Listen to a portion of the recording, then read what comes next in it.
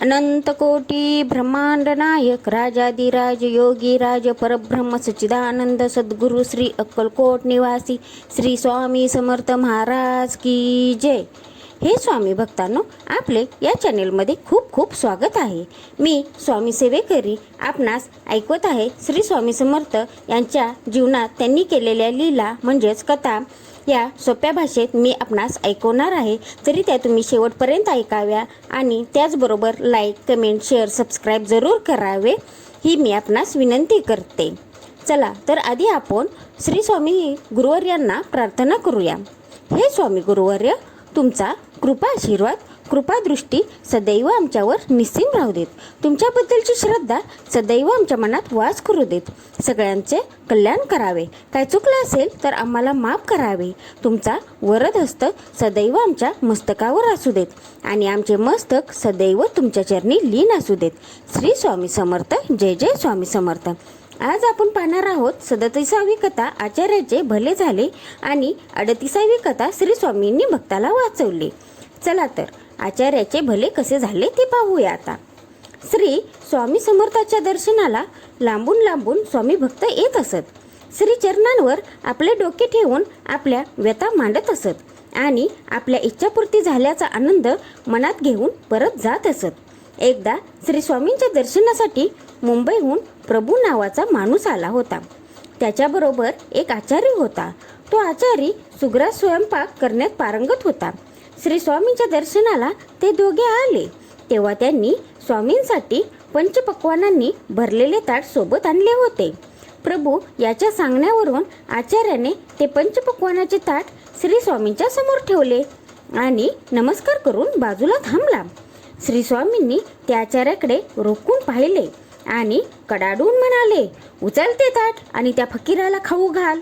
एवढे बोलून स्वामींनी समोर हात दाखवला। स्वामींनी ज्या दिशेला हात दाखवला होता त्या दिशेला सर्वांनी पाहिले। मठाच्या कुंपणाशी एक वृद्ध फकीर उभा होता। त्याच्यासोबत काळ्या रंगाचा एक तेजस्वी कुत्रा होता।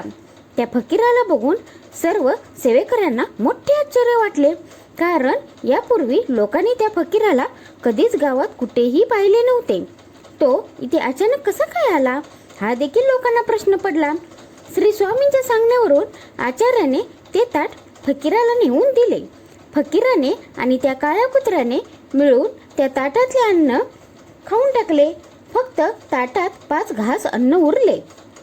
ते बघून श्री स्वामी पुन्हा आचार्याला ओरडून म्हणाले, उचल ते ताट, खाऊन टाक ते अन्न व 5,000 रुपये उचलून घे।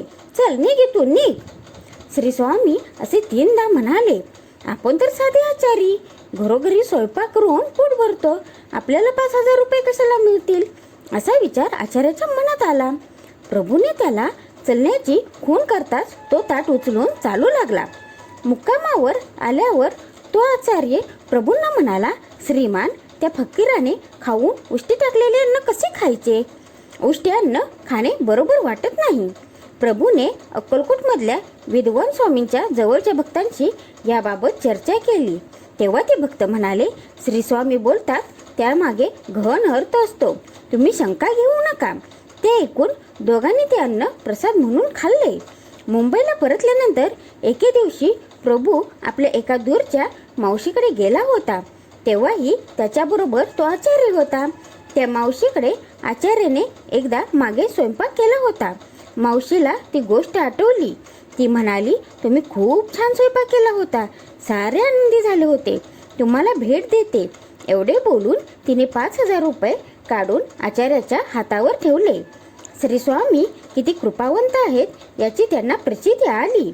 स्वामींच्या गहन बोलण्यामागचा अर्थही समजला। पुढे प्रभूचेही भले झाले। बघितलं ना, किती छान म्हणजे सांगितलेल्या आहेत कथा। श्री स्वामींनी केलेल्या जीवनात त्यांच्या लीलाही खूप अगम्य अशा आहेत, त्या तुम्ही नेहमी ऐकाव्यात। आता आपण पाहूया 38वी कथा श्री स्वामींनी भक्ताला वाचवली।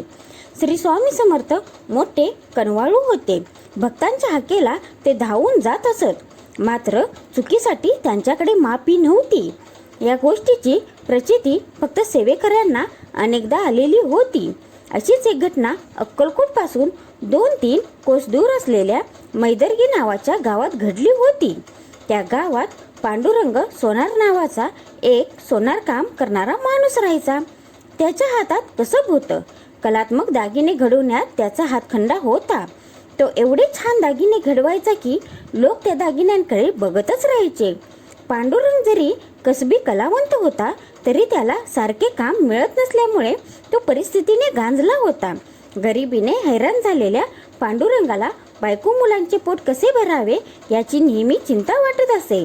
पांडुरंग जरी हलाखीत जीवन जगत असला तरी तो श्री स्वामी समर्थांचा परमभक्त होता.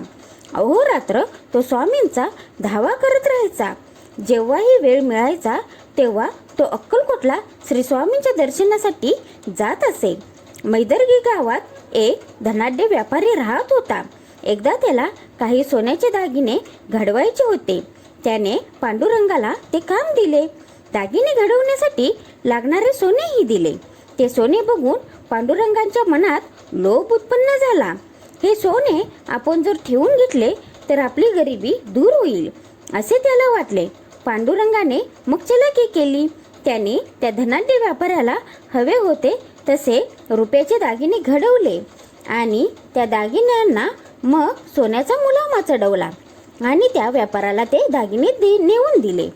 काही दिवस तसेच निघून गेले. पण नंतर पांडुरंगाने दिलेले दागिने नकली असल्याचे त्या व्यापाऱ्याच्या लक्षात आले.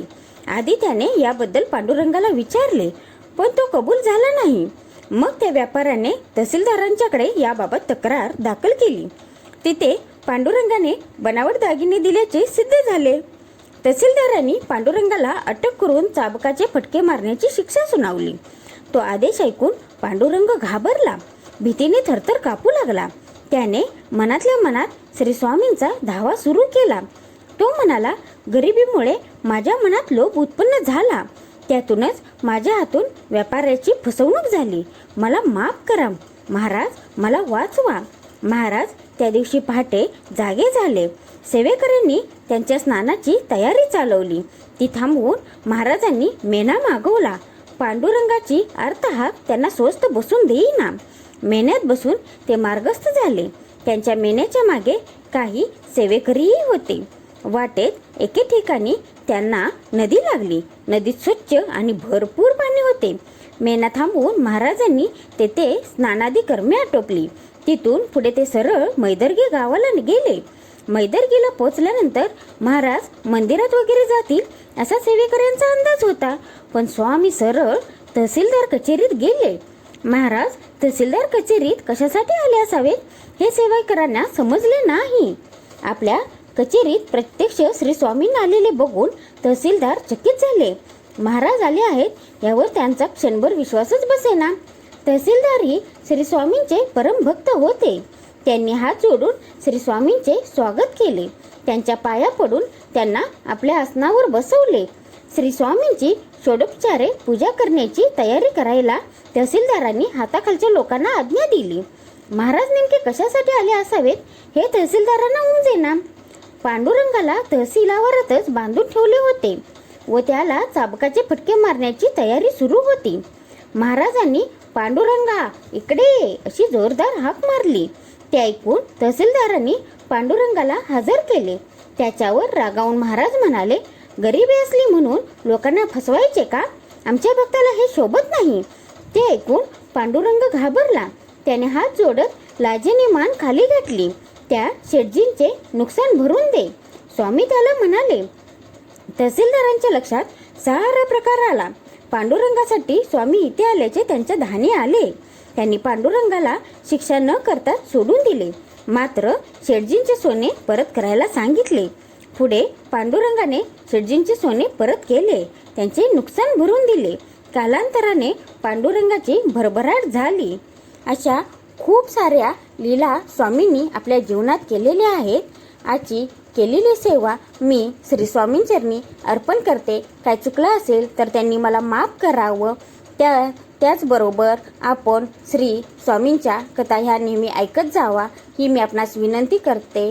आणि त्याचबरोबर तुम्ही श्री स्वामी समर्थ हा जप अखंड आपल्या मुखात असू देत. श्री स्वामी समर्थ. जय जय स्वामी.